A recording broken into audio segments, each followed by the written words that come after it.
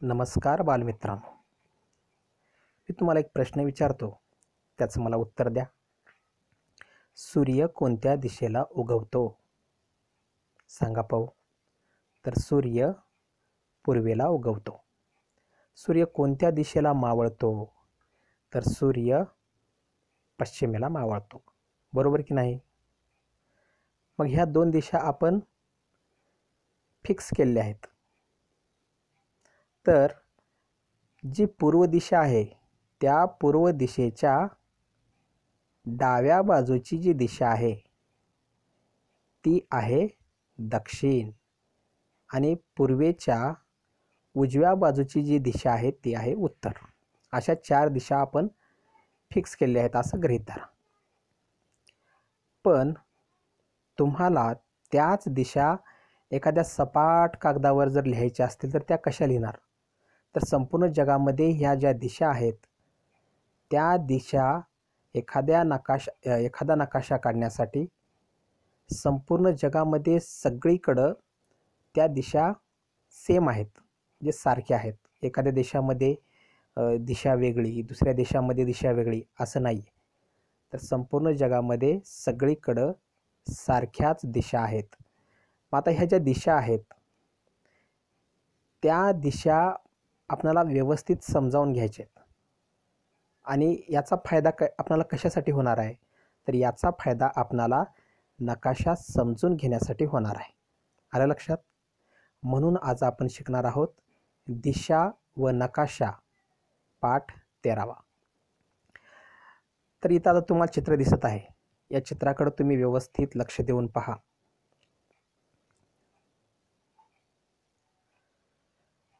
तुम्हाला चार दिशा दिसत आहेत. एक आहे पूर्व, दुसरी आहे पश्चिम, तिसरी आहे दक्षिण आणि चौथी आहे उत्तर. ओके, या चार दिशा तुम्हाला दिसल्या. पूर्व, पश्चिम, दक्षिण आणि उत्तर. तर आता इथं पहा. समजा इथं एखादा माणूस उभा आहे. इथं हा असा माणूस उभा आहे. तर या माणसाच्या पूर्वेला हा तलाव आहे. बरोबर की नाही? या माणसाच्या उत्तरेला हे घड्याळ आहे. बरोबर की नाही? पश्चिमेला हे झाड आहे. बरोबर? आणि दक्षिणेला हे घर आहे. ठीक आहे? आलं का बघा लक्षात? पूर्वेला या माणसाच्या पूर्वेला हा छोटासा तलाव आहे, पश्चिमेला झाड आहे, दक्षिणेला हे घर आहे आणि उत्तरेला हे जे टॉवर आहे घड्याळाचं ते आहे. बरोबर का? आले हे लक्षात? आता ह्या झाल्या चार दिशा. याला म्हणायचं चार प्रमुख दिशा. काय म्हणायचं? चार प्रमुख दिशा. आलं लक्षात? मग आता ह्या ज्या चार प्रमुख दिशा आहेत या चार प्रमुख दिशांची नावं लक्षात ठेवा. पूर्व, पश्चिम, दक्षिण आणि उत्तर. मग एखाद्या कागदावर काढत असताना कधीही लक्षात ठेवा, तुमच्या समोर मोबाईल आहे तर किंवा एखादं पुस्तक आहे किंवा फळा आहे किंवा नकाशा आहे, तर त्या सपाट वस्तूची किंवा आरसा, तुम्ही कोणतीही वस्तू घ्या, त्या वस्तूची जी उजवी बाजू आहे ती उजवी बाजू म्हणजेच पूर्व दिशा असते. डावी बाजू म्हणजेच पश्चिम दिशा असते. आणि खालची जी बाजू आहे, लक्षात घ्या, जी खालची बाजू आहे ती आहे दक्षिण दिशा. आणि जी वरची बाजू आहे ती वरची बाजू म्हणजेच उत्तर दिशा होय. आले का पहा तुमच्या लक्षात? आता उजवीकडील बाजू पूर्व दिशा, डावीकडील बाजू पश्चिम दिशा, खालची बाजू दक्षिण दिशा आणि वरची बाजू उत्तर दिशा.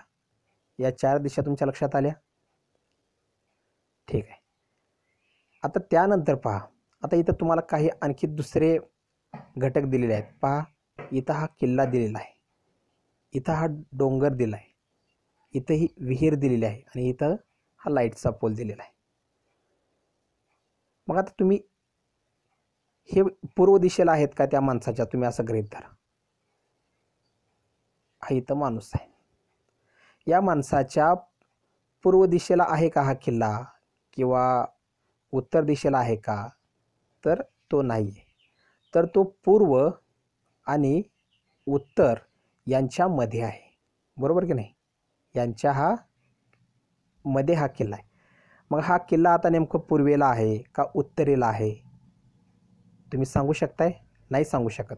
मग त्यासाठी आणखी या ज्या 4 प्रमुख दिशा आहेत, लक्षात घ्या, या ज्या 4 प्रमुख दिशा आहेत त्या 4 प्रमुख दिशा आपण आत्ताच पाहिलेल्या आहेत. या 4 प्रमुख दिशा व्यतिरिक्त आणखी काही पुन्हा उपदिशा कराव्या लागल्या. कोणत्या दिशा कराव्या लागल्या? उपदिशा. आता ह्या उपदिशा किती आहेत पहा. या किल्ल्याकडची एक उपदिशा आहे, एक झाली. त्यानंतर हा जो विहीर किंवा आड आहे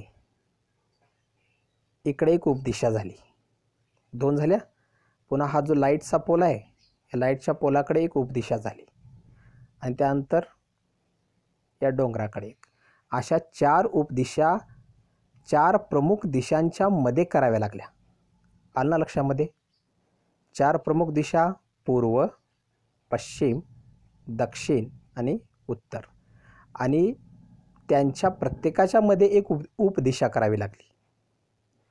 ह्या 4 उपदिशा आपण आता खाली पाहणार आहोत. ठीक आहे, आले हे लक्षात तुमच्या? आता इथं तुम्हाला काय दिलेलं आहे? चित्र दिलेलं आहे आणि चित्राची दिशा तुम्हाला लिहा असं सांगितलेलं आहे. आपण काय करू, अगोदर ह्या ज्या 4 प्रमुख दिशा आहेत या 4 प्रमुख दिशेची आपण माहिती घेतलेली आहे. उपदिशांची आणखी घेतलेली नाही, परंतु इथे चित्रामध्ये मात्र हा किल्ला तो दिलेला आहे. मग तो तुम्हाला इथं दिशा लिहिण्यापेक्षा इथं तुम्हाला उपदिशा लिहावी लागणार, बरोबर की नाही. त्यासाठी आपण अगोदर उपदिशा शिकून घेऊया. पण त्याच्या अगोदर बघा, तुम्ही सांगू शकताय. आता इथं पहा, हे घर जे होतं, घर कोणत्या दिशेला होतं रे? घर हे दक्षिणेला होतं, म्हणून तुम्ही इथं कोणती दिशा लिहायची आहे? दक्षिण. आलं हे लक्षात? हा जो घड्याळाचा जो टावर आहे तो कोणत्या दिशेला होता? तो होता उत्तरेला, बरोबर का. हा जो छोटासा तलाव आहे तो छोटासा तलाव हा पूर्वेला होता, बरोबर का. अशा पद्धतीनं तुम्ही दिशा लिहायच्या आहेत आणि ह्या उपदिशा आपण अगोदर खाली शिकून घेऊया. आता इथं तुम्हाला काही प्रश्नांची उत्तर द्या असं सांगितलेलं आहे. कोणत्या चित्रांच्या दिशा तुम्ही स्वतः ओळखून लिहिल्या? आता हा प्रश्न तुम्हाला गेल्या वर्षीचा थोड्याशा अभ्यासावर तुम्हाला याची उत्तर द्यायची. तुम्हाला 4 दिशांची नावं माहिती आहेत किंवा उपदिशांची सुद्धा नावं तुम्हाला माहिती आहेत, परंतु तुम्ही व्यवस्थित ते ओळखू शकलात का? अशा त्या 4 दिशा तुम्हाला इथं लिहायच्या आहेत, किंवा तुम्हाला जर येत असतील तर तुम्ही उपदिशा सुद्धा लिहिला तरी चालेल. 2 नंबरचा प्रश्न पहा. कोणत्या चित्रांच्या दिशा ठरवताना तुम्हाला इतरांची मदत घ्यावी लागली किंवा अडचण आली?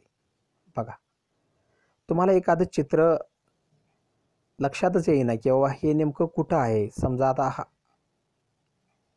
ही विहीर आहे, ही विहीर नेमकं कोणत्या दिशेला आहे हे तुम्हाला ठरवताच येईना. तर मग तुम्ही सांगायचं की मला ही जी विहीर आहे ही विहीर कोणत्या दिशेला आहे हे नेमकं मला ठरवायला येत नव्हतं, किंवा हा जो किल्ला आहे तो किल्ला कोणत्या दिशेला आहे, तो किल्ला कोणत्या दिशेला आहे तो मला ठरवायला येत नव्हता. आलं लक्षात? तर तुम्ही हे सांगू शकता. चला आता आपण पुढं पाहूया. आता इथं काय म्हणलेलं आहे पहा, सांगा पाहू असं तुम्हाला प्रश्न विचारलेला आहे.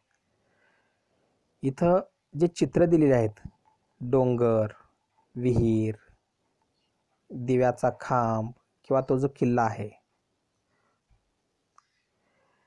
त्यांच्या ज्या मुख्य दिशा आहेत त्या मुख्य दिशांची तुम्हाला इथं नावं लिहायची आहेत. आता बघा, डोंगर कोणत्या दिशांच्या मध्ये होता?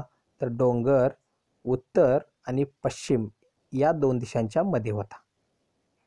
बरोबर आहे. आता बघा आपण ह्याचं उत्तर इथं वरून काढू. ठीक आहे. आता हा किल्ला पहा. हा किल्ला कोणत्या 2 दिशांमध्ये आहे? तर किल्ला पूर्व आणि उत्तर दिशांच्या मध्ये आहे. बरोबर का? हा डोंगर पश्चिम आणि उत्तर या 2 दिशांच्या मध्ये आहे. त्यानंतर ही विहीर पहा, दक्षिण आणि पश्चिम या 2 दिशांच्या मध्ये आहे. आणि हा जो खांब आहे,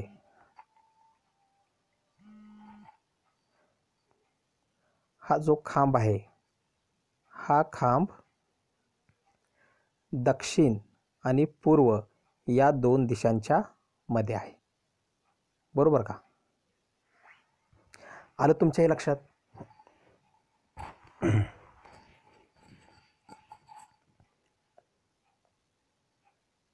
आता याची उत्तर तुम्हाला इथे लिहायची आहेत.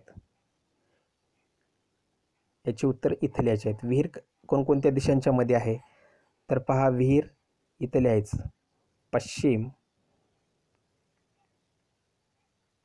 आणि दक्षिण या 2 दिशांच्या मध्ये विहीर आहे. आलं का तुमच्या हे लक्षात? अशा पद्धतीनं तुम्ही हे मुख्य दिशांची नावं इथं लिहायची आहेत. कोणत्या 2 दिशांच्या मध्ये हे चित्र आहे, हा खांब कुठे आहे, हा किल्ला कुठे आहे, हे तुम्हाला लिहायचं आहे. 2 मुख्य दिशांच्या दरम्यान देखील अनेक वस्तू किंवा अनेक ठिकाणं असू शकतात. लक्षात घ्या. 2 मुख्य दिशा आहेत. पहा, आता इकडली आहे ही पूर्व दिशा आणि ही वरची आहे उत्तर दिशा. ह्या 2 मुख्य दिशा आहेत. समजा एखादी वस्तू या ठिकाणी आहे, एखादी वस्तू या ठिकाणी आहे. मग तुम्ही ही वस्तू पूर्वेला आहे किंवा उत्तरेला आहे हे सांगू शकता का? तर सांगू शकत नाही. त्यासाठी तुम्हाला उपदिशांचीच गरज लागणार. ध्यानात ठेवा, ह्या 2 दिशांच्या मध्ये असलेल्या उपदिशांची गरज लागणार. म्हणून ह्या ज्या मधल्या वस्तू आहेत, ह्या मधल्या वस्तू ठरवण्यासाठी तुम्हाला उपदिशांची गरज लागते किंवा तुम्हाला उपदिशांचा वापर करावा लागतो. आलं लक्षात? तर आता आपण त्या उपदिशांची व्यवस्थित माहिती घेऊया. पहा, आता हे जे चक्र आहे, दिसलं तुम्हाला हे चक्र? हे चक्र आपल्याला व्यवस्थित समजावून घ्यायचं आहे. तर पहा, थोडंसं मी मोठं करतो.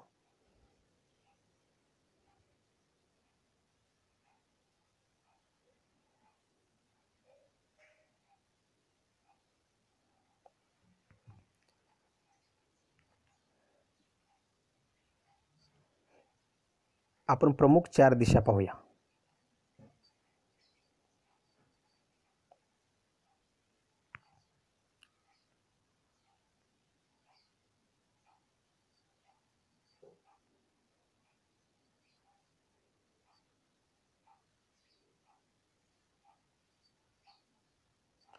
पहा, ही आहे पूर्व दिशा आणि ही आहे उत्तर दिशा.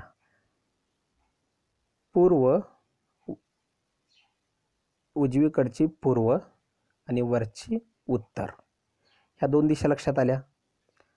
त्यानंतर डावीकडची पहा, डावीकडची पश्चिम आणि खालची दक्षिण या 4 प्रमुख दिशा आहेत. बघा, उजवीकडची पूर्व, डावीकडची पश्चिम, खालची दक्षिण आणि वरची उत्तर या 4 प्रमुख दिशा आहेत. आता हे 4 दिशा आपल्याला माहीत आहेत. आता आपण माहिती घेऊया उपदिशांची. कशाची माहिती घ्यायची आहे? उपदिशांची. बघा, पूर्व आणि उत्तर या दोन्हीच्या मध्ये जी दिशा आहे, किंवा इथून आपण घेऊया,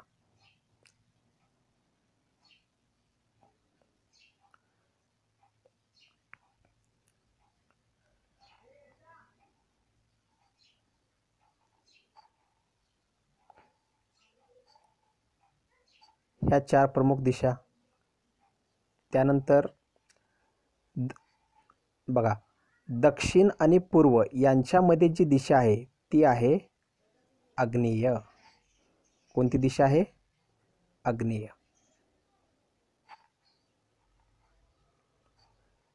दक्षिण आणि पूर्व यांच्यामधली जी उपदिशा आहे, आता याला दिशा म्हणायचं नाही, याला उपदिशा म्हणायचं. जी उपदिशा आहे ती आहे आग्नेय. त्यानंतर पश्चिम आणि उत्तर, पश्चिम आणि उत्तर यांच्यामधली जी उपदिशा आहे ती आहे वायव्य. पहा, पूर्व आणि दक्षिण यांच्यामधली जी उपदिशा आहे ती आहे आग्नेय. पश्चिम आणि उत्तर यांच्यामधली जी उपदिशा आहे ती आहे वायव्य. यानंतर पश्चिम आणि दक्षिण यांच्यामधली जी उपदिशा आहे ती आहे नैऋत्य. आणि शेवटची राहिलेली जी आहे पूर्व आणि उत्तर, पूर्व आणि उत्तर यांच्यामधली जी उपदिशा आहे ती आहे ईशान्य. बघा, आता लक्षात येते का? 4 प्रमुख दिशा, पूर्व, पश्चिम, दक्षिण आणि उत्तर, या 4 प्रमुख दिशा. त्यानंतर 4 उपदिशा पहा.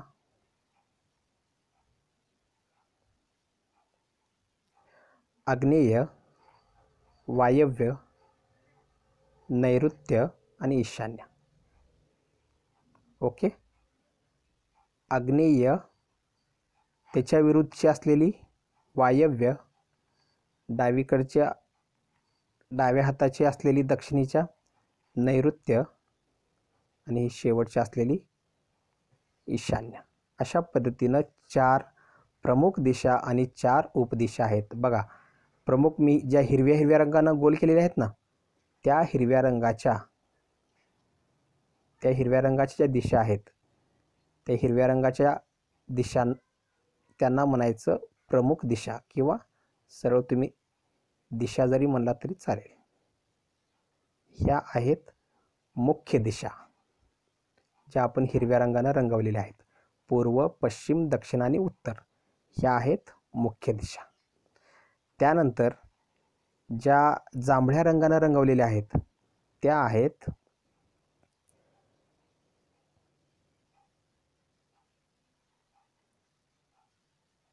या जांभळ्या रंगानं रंगवलेल्या त्या आहेत उपदिशा. त्या काय आहेत? उपदिशा. आले ना तुमच्या लक्षामध्ये? 4 मुख्य दिशा, पूर्व, पश्चिम, दक्षिण आणि उत्तर, आणि 4 उपदिशा, आग्नेय, वायव्य, नैऋत्य आणि ईशान्य. अशा पद्धतीनं 4 मुख्य दिशा आहेत आणि 4 उपदिशा आहेत. ओके, आलं तुमच्या हे लक्षात?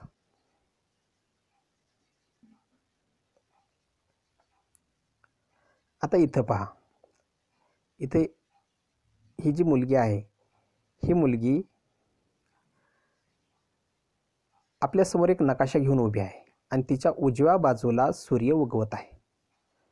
मग तिच्या उजव्या बाजूचा जो सूर्य आहे तो सूर्य कोणत्या दिशेला उगवतो? तुम्हाला मी पहिलाच प्रश्न विचारला होता की सूर्य कोणत्या दिशेला उगवतो? सूर्य पूर्वेला उगवतो. मग आता ही पूर्व दिशा कागदावर ठरवायची कशी? नेमकं कागदावर कुठे ठरवायची? इथं ठरवायची का इथं ठरवायची का इथं ठरवायची का इथं ठरवायची? कुठं ठरवायची? प्रॉब्लेम आहे ना. त्यासाठी आपण काय सांगितलं तुम्हाला मी, की आपल्या हाताच्या उजव्या बाजूची जी दिशा आहे, आपल्या हाताच्या उजव्या बाजूची जी दिशा आहे ती आहे पूर्व. म्हणून कधीही लक्षात ठेवा, नकाशा असू द्या, कागद असू द्या किंवा एखादा आरसा असू द्या, तर जी उजव्या बाजूची दिशा आहे ती आहे पूर्व, डाव्या बाजूची जी दिशा आहे ती आहे पश्चिम, आणि खालची म्हणजे कोणती?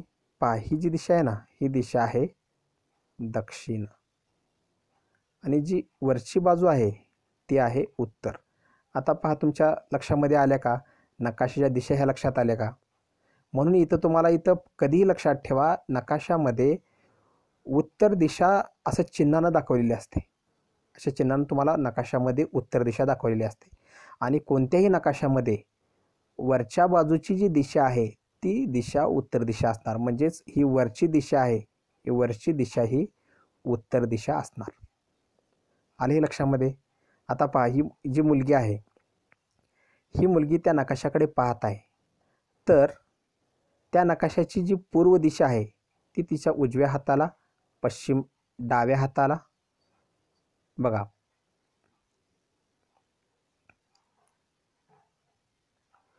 पूर्व उजव्या हाताला, पश्चिम डाव्या हाताला, दक्षिण खाली आणि उत्तर वर.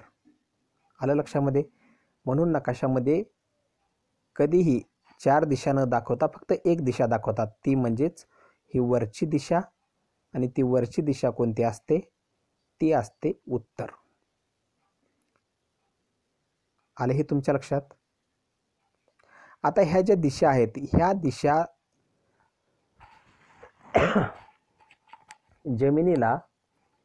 जमिनीला समांतर असतात. ज्या दिशा आहेत त्या दिशा जमिनीला समांतर असतात. जमिनीला समांतर याचा अर्थ तुम्हाला सांगतो. सपाट जमीन आहे, समजा कुठलीही जमीन असू द्या, समजा हा डोंगर आहे, या डोंगराला अशा असतात, अशा असतात, ह्या अशा असतात, याला म्हणायचं समांतर.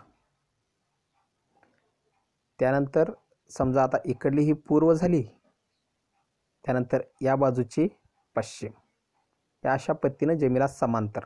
आता ह्या अशा समांतर झाल्या. त्यानंतर आता पहा, त्याच्या उलट्या, या अशा समांतर. आले का लक्षात? ही खालची दक्षिण आणि ही वरची उत्तर, याला म्हणायचं समांतर. म्हणजेच या सर्व दिशा ह्या अशा पद्धतीनं समांतर जमिनीला असतात. मग तो एखादा डोंगर असू द्या, किंवा एखादा समुद्र असू द्या, एखादी दरी असू द्या, एखादी नदी असू द्या, कोणतेही ठिकाण असू द्या, त्याला असं सपाट, जसं आपण जमिनीवर एखादा आरसा ठेवल्यानंतर आता कसं सपाट वाटतो, त्या पद्धतीने ह्या दिशासुद्धा अशाच पद्धतीनं असतात. आले हे तुमच्या लक्षामध्ये? ठीक आहे. त्यानंतर आता इथं पहा, जरा डोके चालवा असं तुम्हाला म्हणलेलं आहे. आणि इथं हा जो नकाशा आहे तो नकाशा आहे आपल्या महाराष्ट्राचा. आपले राज्य कोणते आहे? महाराष्ट्र. तर या महाराष्ट्राच्या या नकाशामध्ये काय काय दिलेलं आहे ते आपण पाहू. अगोदर पहा, तुम्हाला मी मग सांगितलं होतं की फक्त नकाशामध्ये अशा वरची दिशा दाखवलेली असते आणि उत्तर दिलेले असतं. परंतु तुम्हाला इथं लक्षात यावं म्हणून इथं तुम्हाला 4 दिशा इथं दाखवलेल्या आहेत. वरची पहा उत्तर, डावीकडची पश्चिम, उजवीकडची पूर्व, खालची दक्षिण. ओके. त्यानंतर नकाशामध्ये आणखी काय दिलेलं असतं महत्त्वाचं, तर नकाशामध्ये सूची दिलेली असते. इथं पहा, कोणताही नकाशा असू द्या, त्याची सूची अगोदर पाहायची. त्या सूचीनुसारच आपणाला नकाशाची माहिती, म्हणजे त्याच्यामध्ये नकाशामध्ये काय काय आहे ते लक्षात येतं. आणि त्याच्या अगोदर महत्त्वाचं आहे ते म्हणजेच नकाशाचं नाव किंवा शीर्षक. आता हा नकाशा नेमका कशाचा आहे, तर हा नकाशा आहे आपले महाराष्ट्र राज्य, म्हणजे आपल्या महाराष्ट्राचा हा नकाशा आहे. म्हणजेच याला म्हणायचं शीर्षक. आणि या शीर्षकावरून आपणाला लगेच लक्षात येतं की हा नकाशा कशाचा आहे. म्हणून नकाशा कधीही शिकत असताना सर्वात प्रथम काय शिकायचं, तर हा नकाशा कशाबद्दल आहे ते आपल्या लक्षात आलं पाहिजे. मग ते लक्षात कशावरून येतं, तर या शीर्षकावरून येतं. आता हे पहा, आपले महाराष्ट्र राज्य, म्हणजे हा नकाशा आपल्या महाराष्ट्र राज्याचा आहे. त्यानंतर आता त्यामध्ये काय काय दिलेलं आहे, तर त्या काय काय दिलेलं आहे, तर ते लक्षात येण्यासाठी तुम्हाला सूचीचा वापर करावा लागतो. म्हणजे नकाशामध्ये सूचीनुसार नकाशा वाचावा लागतो. आता इथं पहा, या सूचीमध्ये काय काय दिलेलं आहे पहा. 1 नंबरला आहे राज्य सीमा, म्हणजेच या महाराष्ट्र राज्याची सीमा या रेषेनं दाखवलेली आहे. बघा रेषा कशी आहे, अशी एक रेषा आहे आणि टिंब आहे, रेष आहे, टिंब आहे. मग हे कुठं कुठं आहे तर तुम्ही हे पाहू शकता इथं नकाशामध्ये. इथं पहा, तुम्हाला दिसत आहे पहा, हे दिसलं. अशा पद्धतीनं या महाराष्ट्र राज्याची ही राज्यसीमा आहे, म्हणजेच आपल्या राज्याची अशी ही सीमा आखून दिलेली आहे, ती आहे राज्यसीमा. 2 नंबर आहे जिल्हा सीमा. आता ही जिल्हा सीमा पहा, इथं लहान लहान लहान अशा टिपक्याच्या रेषेने दाखवलेली आहे. तर पहा इथं तुम्हाला हा सांगली जिल्हा दिसत आहे. या सांगली जिल्ह्याच्या इथं असे दिसतात ना हे लहान लहान टिपके, तर ही आहे जिल्ह्याची सीमा. त्यानंतर इथं सातारा या जिल्ह्याला लागून आहे, त्यानंतर इथं सोलापूर जिल्ह्याला लागून आहे. या अशा पद्धतीनं जिल्ह्याच्या ह्या सीमा आहेत. आले हे लक्षात. तर तिसरी सूची आहे, सूचीमध्ये तिसरा पॉईंट आहे राज्याची राजधानी. आता आपल्या महाराष्ट्र राज्याची राजधानी कोणती आहे? मुंबई, तुम्हा सर्वांना माहीत आहे. आणि राज्याची उपराजधानी नागपूर. ठीक आहे. आता हे बघा, राजधानी कुण्या सूचीनं दाखवलेली आहे तर एक अशी गोल काढलेला आहे आणि त्याच्यामध्ये पुन्हा गोल ठिपका काढलेला आहे. ओके. आणि उपराजधानी फक्त अशी ठिपक्याने काढलेली आहे, बरोबर का? तर आता हे कुठं आहे पहा, दिसली तुम्हाला इथं मुंबई. बघा दिसली का मुंबई? हे आहे मुंबई शहर आणि मुंबई उपनगर. हीच आपल्या महाराष्ट्र राज्याची राजधानी आहे. राजधानी म्हणजेच आपल्या संपूर्ण महाराष्ट्राचा जो कारभार आहे तो कारभार या ठिकाणावरून चालतो, म्हणून त्याला म्हणलेलं आहे राजधानी. आलं लक्षात? त्याला काय म्हणलेलं आहे? राजधानी. ठीक आहे. आता इथं पहा, हे आहे नागपूर हे शहर. हे नागपूर शहर याला म्हणायचं उपराजधानी. याला काय म्हणायचं? उपराजधानी. आता इथूनही कारभार चालतो, परंतु इथून थोडासा कमी प्रमाणात कारभार चालतो. कुठून? नागपूरहून. मग ही नागपूर आपल्या महाराष्ट्र राज्याची उपराजधानी आहे. आलं लक्षामध्ये? ठीक आहे. आता महाराष्ट्र राज्याचा तुम्ही नकाशा व्यवस्थित वाचा. महाराष्ट्र राज्यातील जिल्हे वाचा, त्यानंतर जिल्ह्याच्या सीमा कुठून कशा आहेत त्या वाचा. हा औरंगाबाद जिल्हा, अहमदनगर जिल्हा, यवतमाळ जिल्हा, चंद्रपूर जिल्हा, नाशिक, गडचिरोली, लातूर, उस्मानाबाद, सोलापूर, सातारा, पुणे, सांगली, कोल्हापूर, सिंधुदुर्ग, रत्नागिरी, रायगड, ठाणे, वाशिम, हिंगोली, परभणी, बीड, उस्मानाबाद, लातूर, त्यानंतर अकोला, वर्धा, भंडारा, चंद्रपूर, गोंदिया, अमरावती, धुळे, बरोबर का? नंदुरबार. हे सगळे जिल्हे तुम्ही व्यवस्थित वाचून घ्या. प्रत्येक जिल्ह्याच्या ज्या सीमा आहेत त्या सीमा समजून घ्या. महाराष्ट्र राज्याची जी राज्यसीमा आहे ती राज्यसीमा पहा कशी आहे. अशा पद्धतीने ही महाराष्ट्र राज्याची ही राज्यसीमा आहे. दिसली का? ही राज्यसीमा आहे. ही राज्यसीमा समजावून घ्या. त्यानंतर इकडं डाव्या बाजूला हा अरबी समुद्र आहे. अरबी समुद्र इथं नुसतं पाणीच आहे आणि तेही खारं पाणी, गोड पाणी नाही. खारं म्हणजे आपण जसं मीठ घातलेलं पाणी असतं ना, हे तसं खारट पाणी या समुद्राचं असतं. आणि हे जिल्हे आहेत, या जिल्ह्याच्या ह्या सीमा आहेत. हा जिल्हा एवढाच आहे. त्यानंतर हा बीड जिल्हा इथून असा आहे. हा लक्षामध्ये. आणि त्या जिल्ह्याच्या अशा सीमा ठरवून दिलेल्या आहेत. अशा पद्धतीनं पहा, आपण जिल्ह्याच्या सीमा शिकल्या, राज्याच्या सीमा शिकल्या. त्यानंतर महाराष्ट्र राज्याची राजधानी आपण कुठं आहे पाहिलं, मुंबई ही आहे. महाराष्ट्र राज्याची उपराजधानी नागपूर इथं आहे, हे आपण शिकलेलं आहे. आले हे लक्षामध्ये? मग तुम्ही आता काय करायचं आहे पहा, हा जो बीड जिल्हा आहे त्या बीड जिल्ह्याचं दिशाचक्र ठरवा. म्हणजेच तुम्हाला बीड जिल्ह्याच्या पूर्व, पश्चिम, दक्षिण, उत्तर ह्या सर्व दिशा तुम्हाला ठरवायच्या आहेत बीड जिल्ह्याच्या. पूर्व, पश्चिम, दक्षिण, उत्तर, त्यानंतर आग्नेय, वायव्य, नैऋत्य, ईशान्य अशा सगळ्या दिशा तुम्हाला ठरवायच्या आहेत. अशा प्रत्येक जिल्ह्याच्या तुम्ही दिशा ठरवू शकताय. आलं लक्षामध्ये?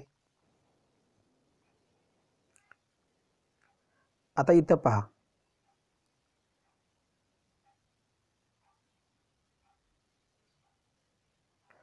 आता हा जो व्यक्ती आहे किंवा हा जो इंजिनियर आहे तो काय करत आहे, त्या शाळेचा नकाशा काढत आहे. तो नकाशा काढत असताना तो काय करणार, अगोदर हे जे अंतर आहे हे अंतर अगोदर पाहणार. हे अंतर किती आहे, हे 30 मीटर आहे.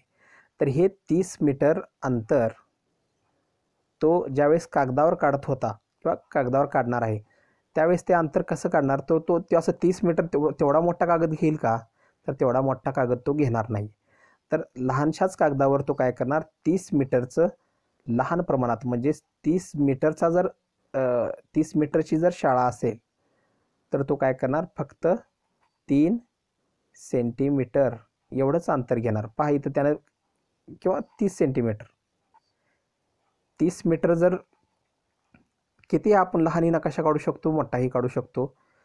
30 मीटरची शाळा आहे तर त्यानं बघा इथं 30 सेंटीमीटर एवढंच त्यानं माप घेतलेलं आहे. आणि मग या कागदावर तो व्यवस्थित असा नकाशा काढत आहे. आलं लक्षामध्ये तुमच्या? ही जी शाळा आहे, शाळा मोठी आहे, परंतु कागदावर काढत असताना मात्र त्यानं त्या मोठ्या मापाचं लहान माप इथं घेतलेलं आहे. शाळा होती 30 मीटरची, शाळा 30 मीटरची, परंतु कागदावर त्यानं माप घेताना किती घेतलेलं आहे पहा, 30 सेंटीमीटर एवढंच घेतलेलं आहे. 30 सेंटीमीटर म्हणजेच आपली जी रुलर असते ना, मोठी लांबकी रुलर, तेवढं ते माप घेतलेलं आहे. आणि अशा पद्धतीनं तो शाळेचा नकाशा अतिशय व्यवस्थित काढणार आहे.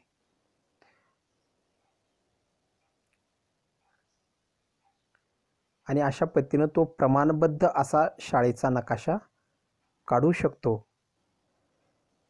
तर इथं पहा, तुम्हाला थोडंसं इथं काय म्हणले, डोकं चालवा असं म्हणले. रसिका आणि रेश्मा यांच्या घरातील अंतर 10 किलोमीटर एवढं लांब आहे. नकाशा काढण्यासाठी प्रमाण 1 सेंटीमीटर बरोबर 1 किलोमीटर असं आहे. आता हे प्रमाण, आणखी गोष्ट लक्षात घ्या, प्रमाण म्हणजे काय असते तुम्हाला इथे मी सांगितलं आहे. 30 मीटर हे या शाळेचं अंतर होतं. या 30 मीटरसाठी पहा, जे 30 मीटर हे जे शाळेची लांबी होती, या 30 मीटरसाठी या इंजिनियरनं किती अंतर घेतलं रे, फक्त 30 सेंटीमीटर घेतलेलं आहे. पहा, 30 सेंटीमीटरसाठी, सॉरी 30 मीटरसाठी 30 सेंटीमीटर एवढंच अंतर त्याने घेतलेलं आहे. म्हणजेच 30 मीटरला 30 सेंटीमीटर हे त्यानं काय घेतलेलं आहे, तर त्यानं प्रमाण घेतलेलं आहे. आलं का लक्षामध्ये तुमच्या? कोणत्याही मोठ्या ठिकाणाचा, मोठ्या अंतराचा नकाशा काढत असताना हे प्रमाण खूप महत्त्वाचं आहे. म्हणून नकाशामध्ये ही एक गोष्ट खूप महत्त्वाची असते, ती म्हणजेच प्रमाण. आलं लक्षात? ठीक आहे. म्हणून इथं म्हणले पहा, 10 किलोमीटर अंतर आहे. हे 10 किलोमीटर अंतर, मग तुम्ही 10 किलोमीटरचा असा लांब का कागद घेणार का, तर नाही आहे. तर त्यासाठी पहा, 1 किलोमीटरसाठी फक्त 1 सेंटीमीटर एवढी पट्टी घ्यायची आहे. समजा इथून एवढं हे 1 किलोमीटर अंतर आहे. या 1 किलोमीटर अंतरासाठी फक्त नकाशा काढत असताना फक्त 1 सेंटीमीटर घ्यायचं. समजा 10 किलोमीटर अंतर आहे, तर 10 किलोमीटरसाठी 10 सेंटीमीटर घ्यायचं. आलं लक्षामध्ये? यालाच म्हणायचं प्रमाण. 1 किलोमीटरसाठी 1 सेंटीमीटर. हे अशा पद्धतीनं नकाशा हा या प्रमाणामध्ये काढला जातो. असं काढलं तरच नकाशा व्यवस्थित येतो, नाही तर नकाशा हा चुकतो, लक्षात घ्या. म्हणून नकाशामध्ये ही एक गोष्ट सर्वात महत्त्वाची आहे, ती म्हणजेच नकाशाचं प्रमाण. आले हे तुमच्या लक्षामध्ये? तुम्हाला दूरचं अंतर काढायचं आहे, लांबचं अंतर काढायचं आहे. हे लांबचं अंतर तुम्हाला कागदावर काढत असताना अतिशय छोटं काढावं लागतं. तर तुमचा नकाशा व्यवस्थित येतो. मग एवढं लांबचं अंतर व्यवस्थित काढण्यासाठी त्यासाठी अतिशय काटेकोर असं प्रमाण घ्यावं लागतं. आता इथं तुम्हाला बघा, इथं 1 किलोमीटरला 1 सेंटीमीटर इतकं प्रमाण आहे. तर 10 किलोमीटरला किती सेंटीमीटर घ्यावं लागेल? 1 किलोमीटरला 1 सेंटीमीटर, तर 10 किलोमीटरला 10 सेंटीमीटर घ्यावं लागेल. मग तुम्ही 10 सेंटीमीटरची पट्टी घ्या आणि व्यवस्थित नकाशा तुम्ही काढू शकता. आलं हे तुमच्या लक्षात? अशा पद्धतीनं वहीच्या कागदावर फुटपट्टीच्या साह्यानं तुम्ही काय करायचं आहे, एखादं मोठ्या वस्तूचं अंतर मोजायचं आणि ते वहीच्या कागदावर काढायचं आहे. आलं हे लक्षामध्ये? आता इथं काय म्हणलेलं आहे पहा, दिशा व उपदिशा या माणसानं ठरवलेल्या आहेत. म्हणजे ह्या सगळ्या आपण स्वतः ठरवले, गृहीत धरलेले आहेत. असं काय कोण असं सांगितलं नाही की इकडंच पूर्व आहे तिकडंच. पण आपण काय केलेलं आहे, सगळ्यांना सोपं पडावं म्हणून या दिशा फिक्स केलेल्या आहेत. आणि यासाठी आपण निसर्गाची मदत घेतलेली आहे. निसर्गाची कसं, तुम्हाला मी सुरुवातीला सांगितलं होतं की सूर्य उगवतो ती दिशा पूर्व, सूर्य मावळतो ती दिशा पश्चिम. आलं लक्षात? आणि याचाच आधार घेऊन आपण दिशा ठरवलेल्या आहेत. म्हणजे सूर्य उगवतानाची दिशा पूर्व आणि सूर्य मावळतानाची दिशा ही पश्चिम. याचाच आधार घेऊन आपण या दिशा सर्व ठरवलेल्या आहेत.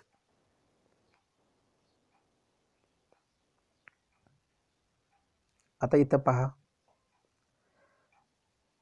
काय करावे बरे असा प्रश्न इथे विचारलेला आहे.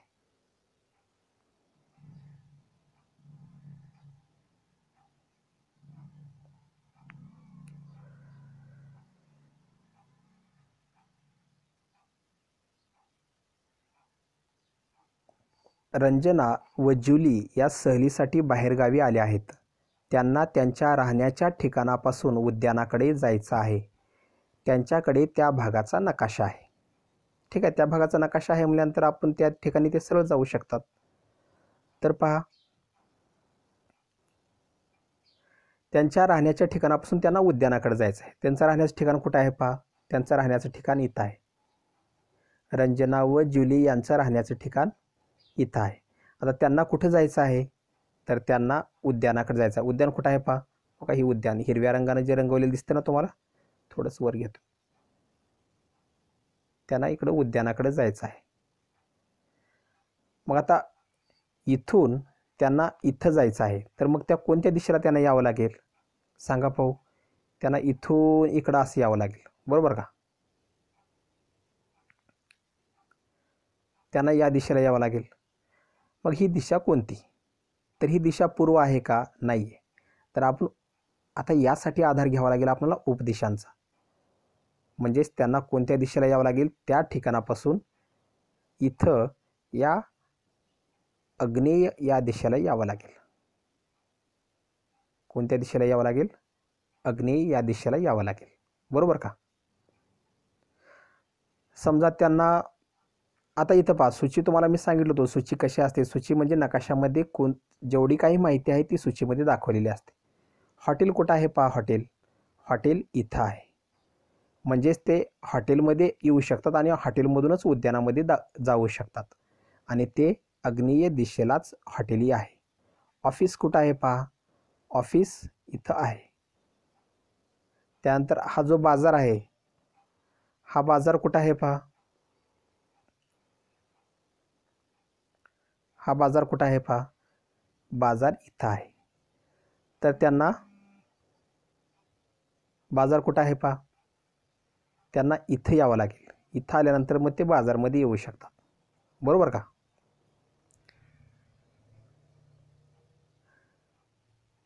आणि जर उद्यानामध्ये यायचं असेल तर त्यांना आग्नेय दिशेला यावं लागेल. अशा पद्धतीनं रंजना व जुली या नकाशाचा वापर करून